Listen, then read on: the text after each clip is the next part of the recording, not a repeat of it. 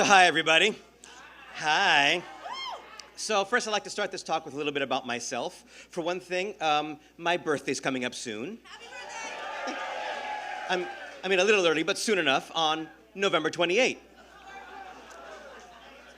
I was born many years ago, exactly many years ago, out at Old St. Luke's Hospital right here in the Mission. But I was raised my whole life down here in Daly City.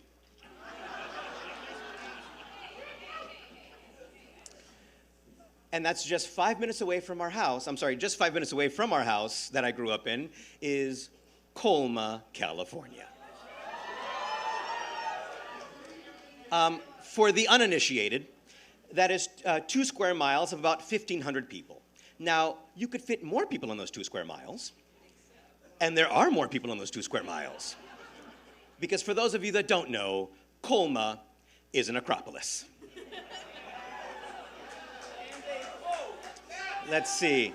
That is Italian Cemetery, Woodlawn Cemetery, Hoy Sun Memorial Cemetery, Salem Cemetery, Holy Cross Cemetery, Cypress Lawn, Cypress Lawn, Cypress Lawn, Cypress Lawn.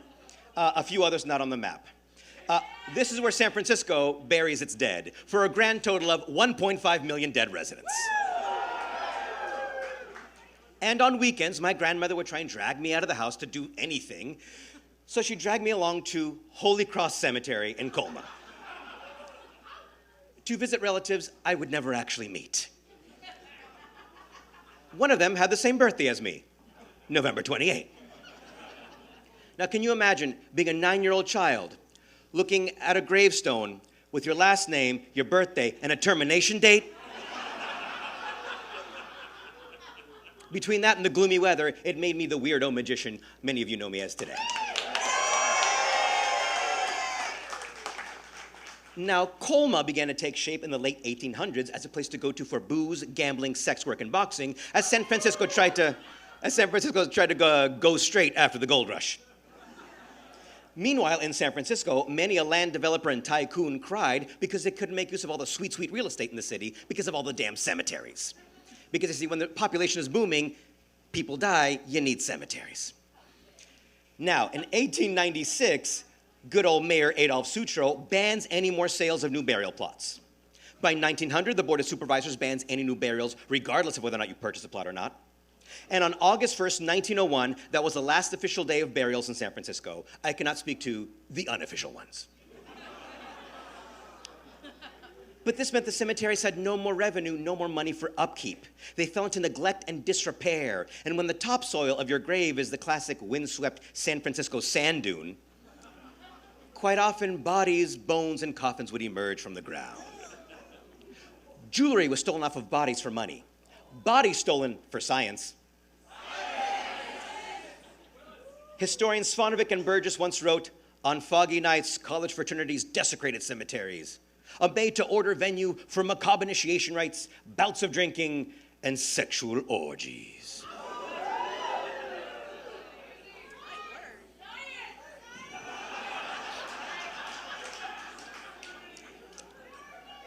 Others would harvest the chemicals that ooze from the decomposing bodies in the soft San Francisco soil to make soap.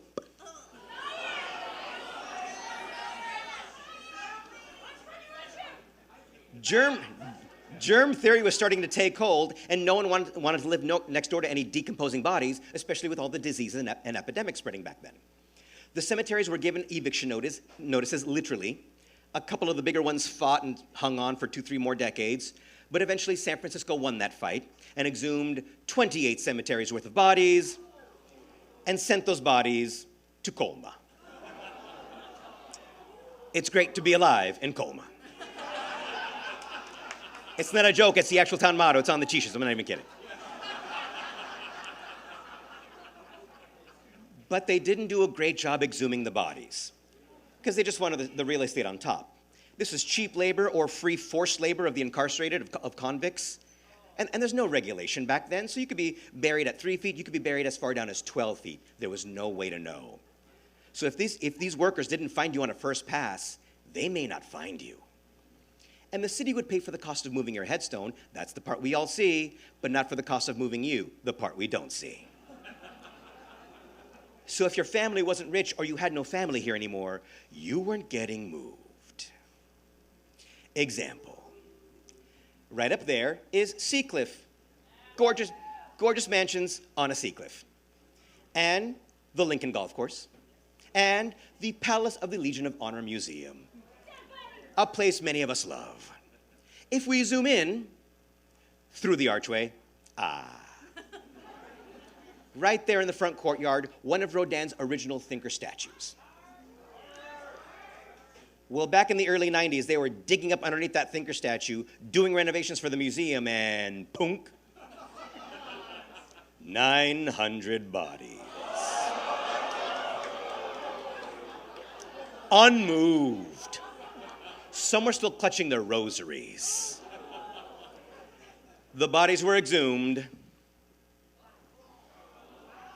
and exhumed and sent to Skylawn Cemetery in San Mateo. But people said, I know, worse than hell. But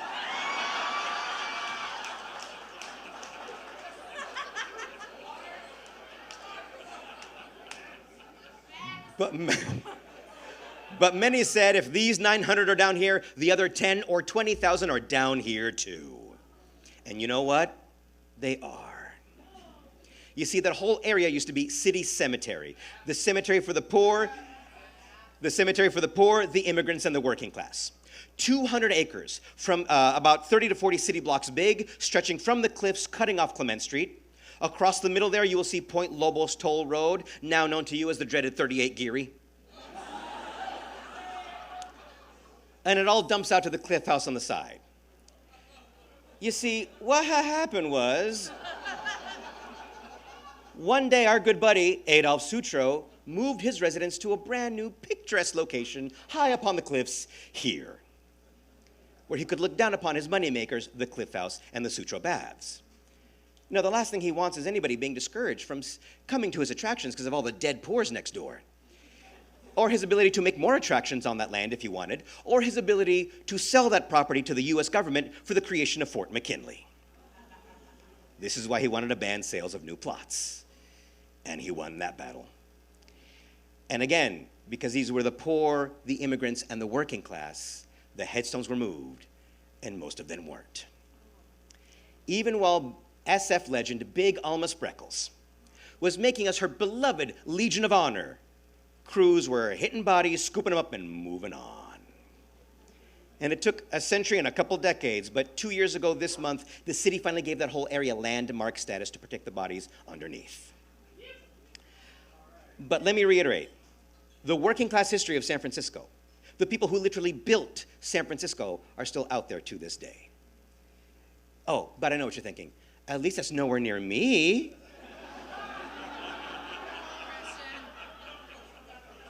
Boo.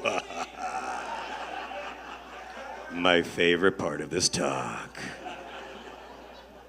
Civic Center used to be Yerba Buena Cemetery. There's still bodies down there. Dolores Park, both halves, 2 different Jewish cemeteries. Mission Dolores, 11,000 buried. A footprint 3 times the size of what it is now. In fact, behind Mission Dolores is Mission Dolores Academy, a kids' Catholic school. Over half of those bodies are back there to this day. About 5,000 of them, Native Ohlone peoples. You see, the city went through this process for about 100 years of exhume and move, exhume and move, exhume and move, which meant that cemeteries and former cemeteries dotted all over the city. There used to be cemeteries at the Transbay Terminal, Salesforce, the Mills Building at Bush and Sampson and next door, the Social Security Building, KPIX, St. Peter and Paul's, across from SF General, and the shores of Lake Merced. I love how quiet you all are. Of course, experts on this topic would be upset if I did not mention Laurel Heights, which used to be Laurel Hill Cemetery. And just a couple blocks away in the inner Richmond, 3 other cemeteries. The Big Four, they used to be called. For orientation, along the side here, you will see First Avenue, now known to you as Arguello, or Arguello if you're nasty.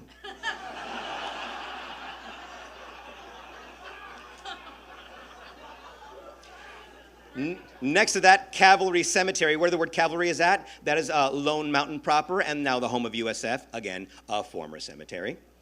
And in the upper left-hand corner of that block that says Cavalry, that's where you will find today, oh, I forgot to mention, where the letters F and E are in Fellows, that's where our beloved columbarium is at. And again, Cavalry, upper left-hand corner, there you will find today Mel's Drive-In, where generations of teens and 20-somethings, once like myself, spent many a late night having burgers, shakes, and fries with friends.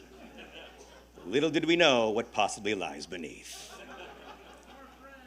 You see, back in 2016, just around the corner from this Mel's, a family was having work done on their home, full renovations, and workers found a casket.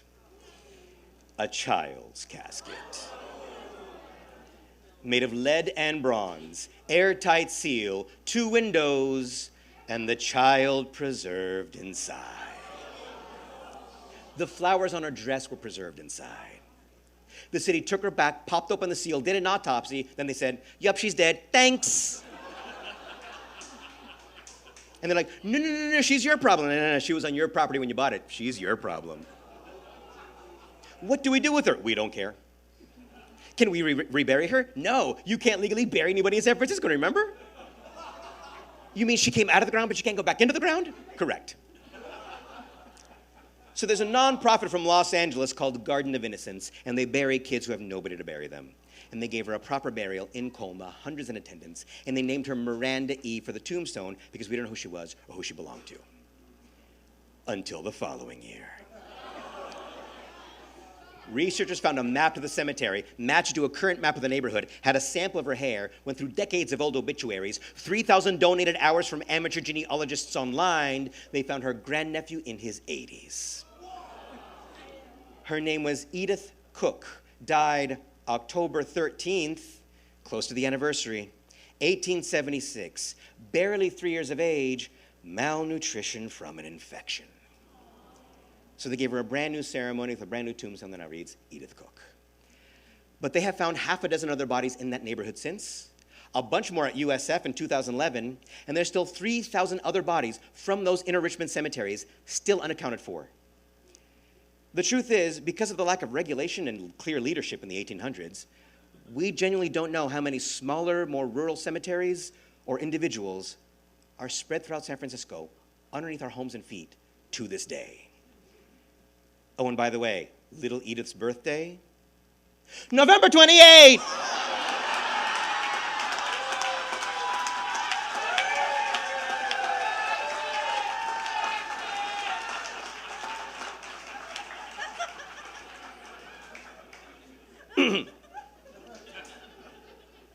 So as I'll be turning 49 this year, much closer to the grave than I was before, I look back and I'm grateful for those times my grandmother dragged me to Holy Cross Cemetery. It made me aware that just feet away from me, there was someone from the past who I will never meet, I will never touch, who was somehow connected to me, just some 9-year-old boy. So friends, let us raise a glass to life, death, and other magic tricks. Salud.